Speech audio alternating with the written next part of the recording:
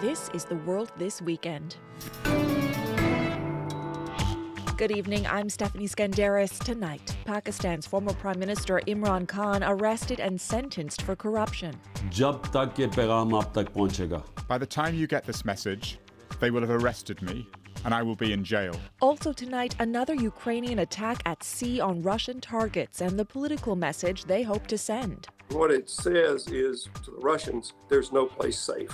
If you are a Russian ship, we can find you, we can hit you. And the ongoing push for inclusivity in country music. Unless and until other major country stars start speaking out, there's no way for us to see any safety within this industry. That's later, but first. Pakistan's former Prime Minister Imran Khan is under arrest, sentenced to 3 years for selling state gifts. An appeal has been filed, but the conviction jeopardizes his chances of taking part in a national election later this year. Khan supporters insist he is innocent and that his legal issues are politically motivated, but others point to a long history of troubles for the politician. Philip Lee Shannock has the story for us tonight. He was pushed and shoved, and his face was covered in a black cloth. He was virtually dragged. Roof Hassan is information secretary for Imran Khan's political party, PTI. He says the former prime minister was dragged from his home after being sentenced to 3 years in prison for illegally selling state gifts while in office. But he calls it a political takedown aided by the courts. Their ultimate objective was to get him out of politics, to sideline him so that the mafias could come back to rule this country. Back in May, the popular opposition leader's arrest sparked nationwide protests and deadly clashes with police. The Supreme Court ordered him released 2 days later. Khan pre-recorded a message calling supporters to rise up again. By the time you get this message, they will have arrested me and I will be in jail. So I have only one request, one appeal. Don't sit at home silently. This time across the country, there were small sporadic protests which police dispersed quickly. One protester, Kiran Nadeem, said if they have arrested him, then they should at least allow us to hold peaceful protests.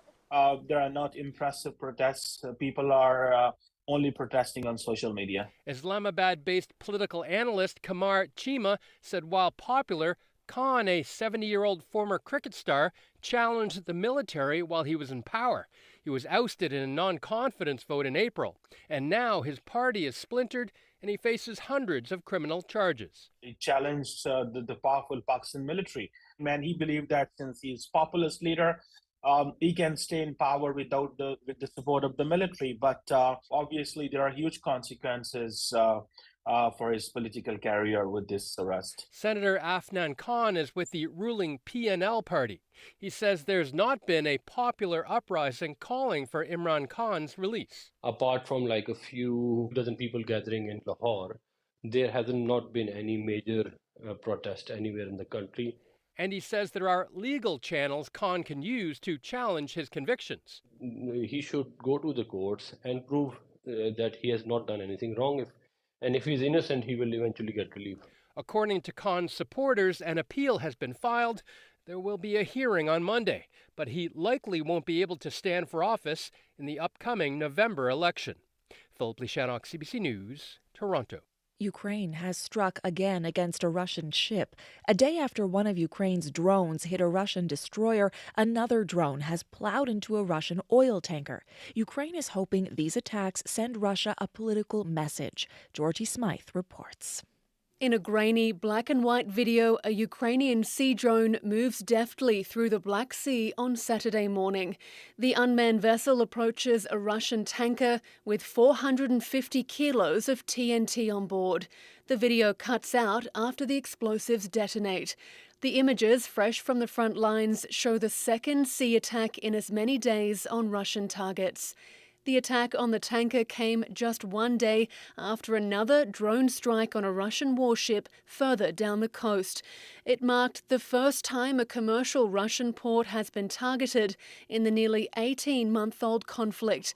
In that attack, a Russian warship was seriously damaged. What this does is it changes the military calculus. Ray Mabus is the former U.S. Secretary of the Navy. He says the attacks send a message. What it says is to the Russians, there's no place safe. Doesn't matter how far away you are. It doesn't matter how protected you are.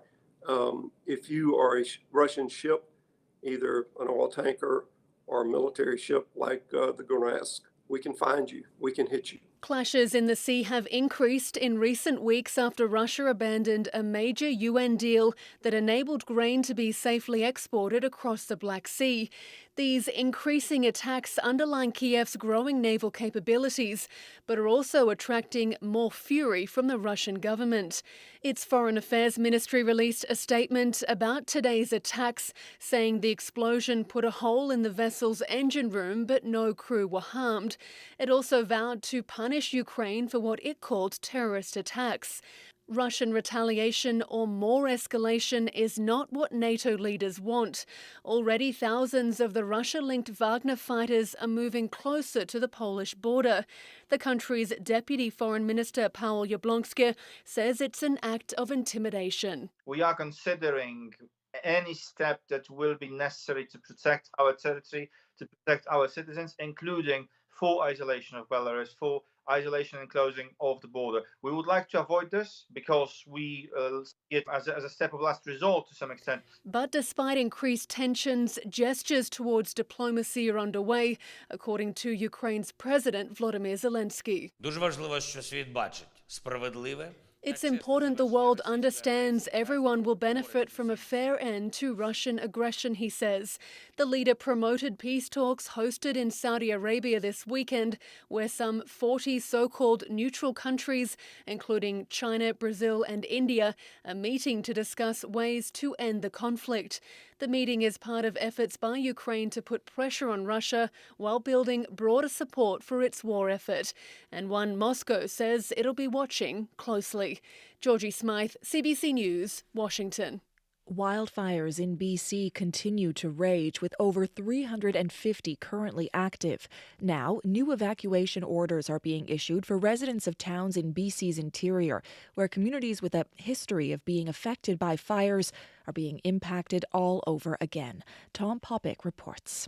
The Stein Mountain wildfire has slowly burned along the west bank of the Fraser River for more than a month now, smoke visible to residents near Lytton, only now rebuilding from a 2021 inferno that destroyed the town. It's very dry, steep, windy. Aidan Corey with BC Wildfire Service says this fire is now growing. The First Nation and Regional District issuing evacuation orders for 17 homes. Like most of the active fires in the province, these are rural properties that some residents are staying behind to try and save. Further east near Kamloops, the Adams Lake wildfire complex is threatening some 75 homes. It is alarming because it is doubled in size. Fire Information Officer Carly DeRozier worries high winds will return, pushing embers past fire breaks. Conditions are so dry, the city of Kamloops has closed all nature parks and trails. Tom Popick, CBC News, Kelowna. The BC port strike is over after weeks of labour disruptions that paralysed supply chains across Canada. The International Longshore and Warehouse Union says nearly 75% of its members voted to accept a new 4-year contract. The union, representing 7,400 port workers, had gone on strike for 13 days last month, affecting 30 West Coast ports, including Canada's busiest in Vancouver. Details of the deal aren't public yet, but the union says the agreement includes increased wages, benefits, and training.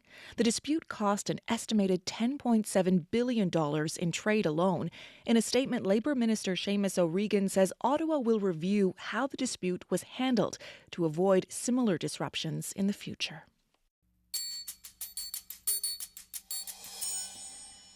Fighting between rival tribes in the northeast Indian state of Manipur is threatening to spiral out of control.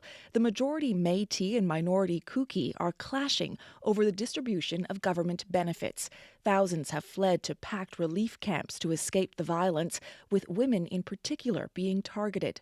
Freelance correspondent Murali Krishnan reports from Manipur. At a crowded relief camp of the Kuki-dominated town of Churanchandpur, inmates are busy preparing for lunch. The town is described as ground zero of the ongoing conflict, as it is here that violent clashes began following a protest march organized by members of the minority Christian Kuki population. Chongolal, a Kuki youth, says he's safe. We are in the front line.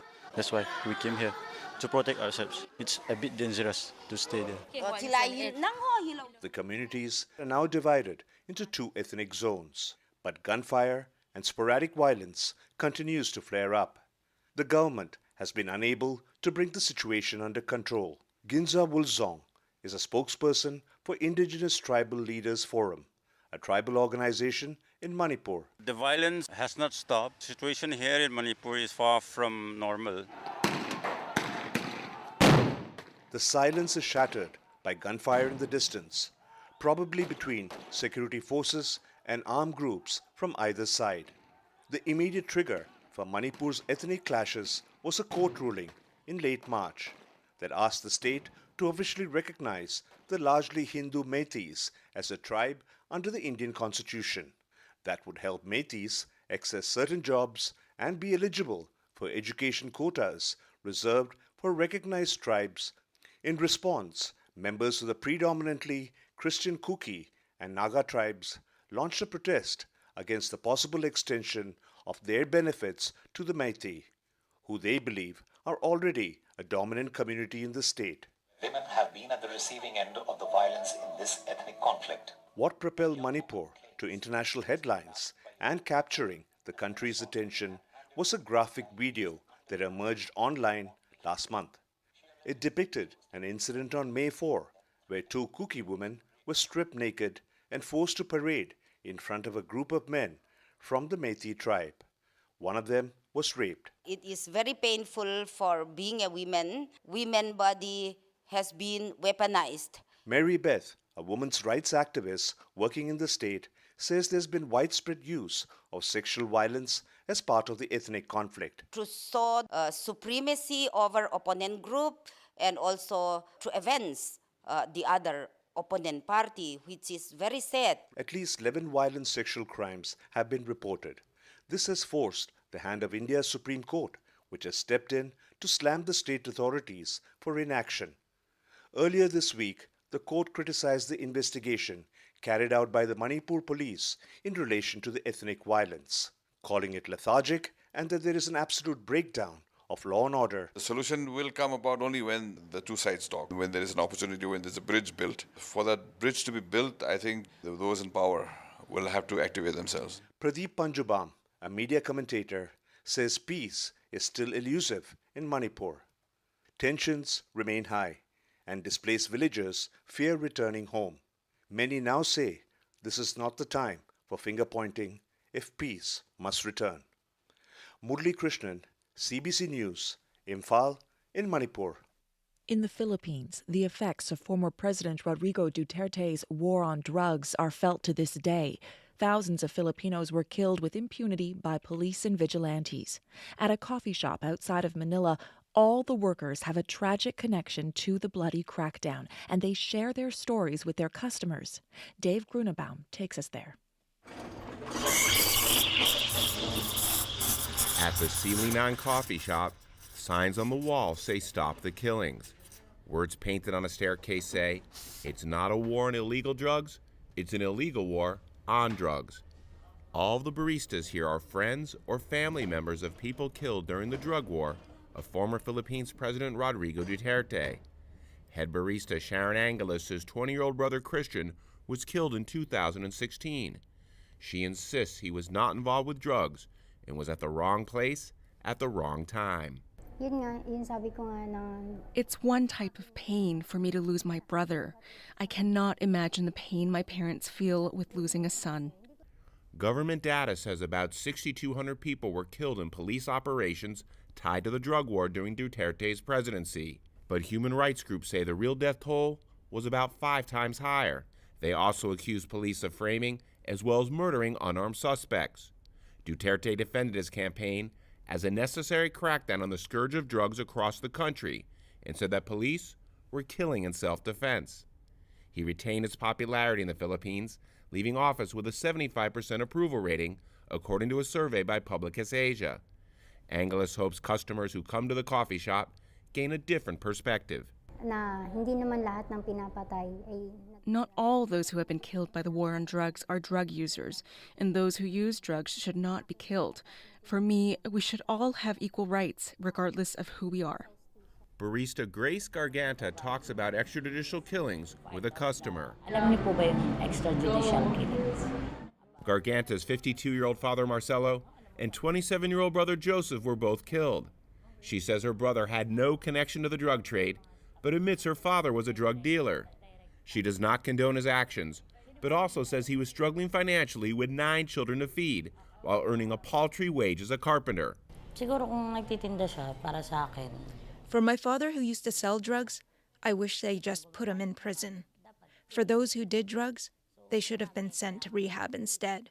Customer Marlon Clutario sipped a matcha latte while listening to Garganta. She told me about the story of this cafe, and for me, I've been emotional earlier than knowing the story. It changed my perspective of this cafe as well. While Duterte is no longer president, human rights groups accuse police and their alleged accomplices of continuing his bloody drug war. The baristas believe there's little chance that Duterte will ever be held accountable.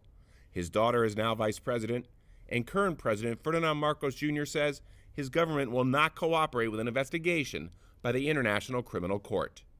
Dave Grunebaum for CBC News, Quezon City, Philippines. Beyond legions of soccer fans, the one thing that unites Argentinians is inflation. The annual rate for June reached 115%. Argentina ranks among the top 10 countries with the highest inflation.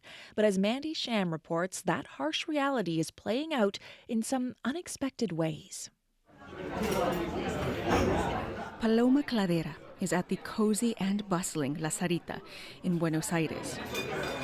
A restaurant stuffed with wine and vermouth on tall shelves and the hearty aroma of pasta and breaded cutlets known as milanesas. One of the biggest trends at the moment is like a revival of all the dishes that our grandparents and parents used to eat in a common basis, like everyday food.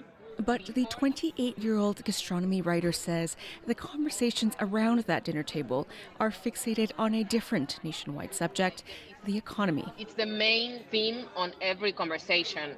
It doesn't matter if you are rich, poor, mid, it doesn't matter. It's always the only concern. Argentina's inflation rate is searing hot, and nearly 40% of the population lives in poverty.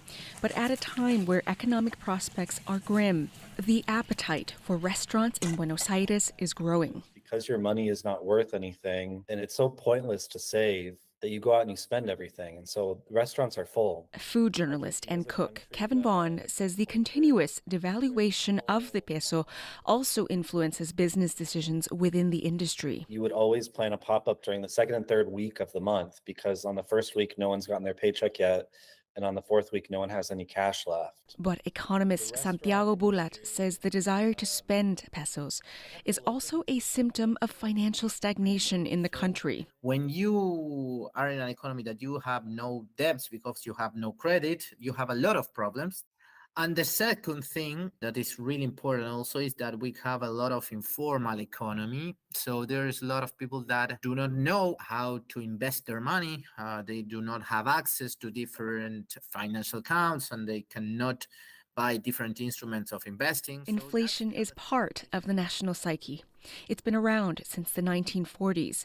Bulat says getting out of this economic crisis is about restoring confidence. There's no investment in Argentina, and that's the main thing. Our economy is stagnated since more than 10 years, I will say. Rebuilding trust is about paying debts. Argentina is currently the International Monetary Fund's biggest debtor. It's struggling to make payments and using other currencies, like the Chinese yuan, to get by. That erosion of fiscal reliability is a leading issue for elections this October. Bulat says the next government faces an uphill battle. Probably the more difficult task that they will face is to recover the confidence in our own currency and to start buying things and thinking and saving in our currency. Of course, I want it to get better, but I don't know if it will happen. Paloma Cladera hopes the elections will stimulate change, but she acknowledges people have long embraced the ups and downs as part of Argentina's reality. People in Argentina generally are like survivors, and they live their lives in that way. They can't have their steak and eat it too, but that certainly isn't stopping crowds of people from taking pride and comfort in food in uncertain times. Mandy Sham, CBC News, Toronto.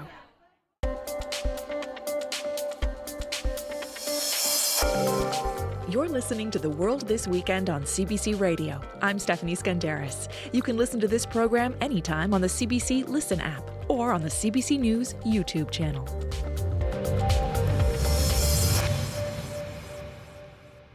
At one of Canada's worst environmental disaster sites, there is a glimmer of hope. The Faro Mine was a lead zinc mine abandoned by its bankrupt owners in the Yukon in the late 1990s. But now, some local Cascadena people are replanting vegetation important to local Indigenous communities. And with that, they are growing hope for the future of the land. Ross Bragg reports. Sioux, Choba, and Zidza, that's berries, and crowberry. At the site of the former Faro Mine, young tree planters from Yukon's community of Ross River learn the names of plants in the Kaska language.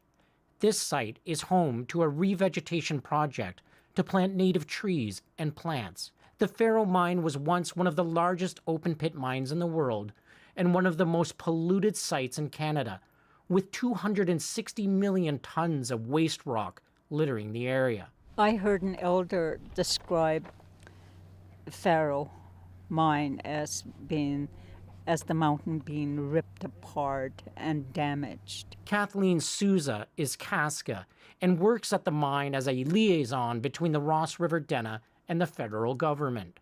Before the mine, this area was home to plants and trees once used for food, medicine, and ceremonies. And it's those trees and plants that today's Kaska youth and elders are trying to get back into the ground. Kasia Jakaska is from Denacho Environmental and Remediation. She also leads the project. We created our species list for the seed collection and metal uptake program based on elders' input and requests. The young tree planters have learned from the elders and have earned a deep understanding of the significance of what they're doing. Shelley Inkster is from Ross River. The mine was here whether we wanted it or not, and the Kaska people are going to take it in their hands and fix like this big hole in the ground. This is the third year of the revegetation project, which is part of a larger remediation project by the federal government. It says there is no end date in sight, but getting the land back to the way it was before can feel like an impossible task. I think Faro is going to be in the record books for a long time as an example of how mining can go real wrong. Norman Staraya is a Ross River elder whose family was relocated from his traditional land when the mine was created, but he feels optimistic about the future. You know, I'm proud to see my young people, young land stewards from my community, go out and rehabilitate these important areas. Last year's seedlings, white spruce, or Sioux to be specific, have now grown as high as the planter's knees. And while there is a long way to go to heal the land, there is also a glimmer of hope for those small trees and the Kaska people, the original stewards of the land. Ross Bragg, CBC News, Faro, Yukon. Country music has long been dominated by a certain demographic. From Hank Williams to Morgan Wallen, white men often top the charts. And the success of some recent country songs is raising questions about the place, or lack of it, for black artists in country music. Deanna Sumanak-Johnson explains. So I remember when we were driving in your car. Luke Combs re-recorded Tracy Chapman's 1988 song Fast Car because he was a fan of hers. Still, many noted it took a white man to take the song to #1 on country charts. Though it did win her a Grammy, recognition in the world of country eluded Chapman, a black woman. The controversy stirring up more conversation at a time when issues around race and country music are being debated.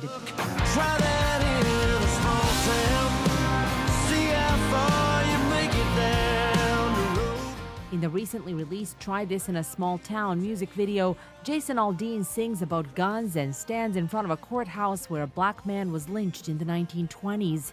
For a decade or so, country music seemed to be poised to embrace more black artists and black fans. We're gonna go until we run out of beers and sunshine. Darius Rucker was inducted into the Grand Ole Opry. Mickey Guyton, who wrote Black Like Me in response to the murder of George Floyd, was asked to host the Academy of Country Music Awards. But is the industry now moving in the other direction? Holly G is the founder of Black Opry, an organization dedicated to supporting black country artists and fans in Nashville. Every time that a major country star gets involved in some type of controversy surrounding any type of identity that is not a straight white male, their fans become emboldened and actually support them more when they see that they're disparaging other people. University of Ottawa professor Jada Watson authored several studies on representation of different genders and races on country radio. After George Floyd's murder, there was a big spotlight on these issues within the country music industry. But once those black squares came off of social media, programming went right back to privileging mostly white artists. When Watson looked at artists played on country radio in 2022, 89.8% of them were white, with black artists comprising just 2.7%. Experts like Holly G say if country truly wants to become more inclusive, change has to come from all parts of the industry. Unless and until other major country stars start speaking out and the institutions that run country music start making statements, there's no way for us to see any safety within this industry. In a since-deleted tweet, Blanco Brown said he hated the words to Jason Aldean's song, but that he didn't think the man himself was a racist. As for Tracy Chapman, she said she was happy for her song to hit #1 on country charts, even if it was sung by someone else. Deanna Sumanak-Johnson, CBC News, Toronto. Wave the flag in the road, oh, jumping up like a toad, oh, tell you we now go home, oh no, 'cause it's carnival. Jamaica's Shensia there with Play de Soca. Plenty of soca and dancehall and reggae and more is playing all over Toronto this weekend at the Caribbean Carnival. Shensia herself is headlining a huge concert north of the city, while downtown today is filled with masqueraders at the Grand Parade. For me, it's all about preserving our history and our culture and our heritage. Ashlyn Dawson is with the mass band Sunlime. She says Carnival is an opportunity for people to learn about and celebrate Caribbean culture. We give so much to the city of Toronto in terms of culture, and our history is so important. You know, Carnival is rooted in slavery, so there's a lot behind it. There's a lot of meaning behind Carnival. Bandleader Dwayne Gunnis has watched Sunlime grow from a group of family and friends to a big community, presenting masquerade over 20 years, mainly at Toronto's Carnival. Beautiful weather, beautiful pageantry, the recognition of emancipation, and it's just general family atmosphere. Most people from the islands grew up in small villages, so you have that community aspect of it. Section leader Shanita Thompson says it's good to see Carnival back in full swing. So it's year 2 after COVID, so it's nice to see everyone back from the States and other countries being able to fly in and enjoy the parade. It's busy as always, but we're super excited to have everyone back. That international presence extends to many of the acts, like American rapper Rick Ross, who's headlining another big event in the city. He got 100 bodies, serving 100 lives. Every day I'm hustling, every day I'm hustling. And no wonder. Toronto's Carnival, previously known as Caribana, is North America's biggest Caribbean carnival and has been running since 1967. So we'll leave you with a little more of the sound of the weekend. Here's more of Shensia's latest, Curious, on the world this weekend. I'm Stephanie Skandaris. Good night. Next gal by the name of Shanice. So she got a good friend at home called Patrice. Tryna see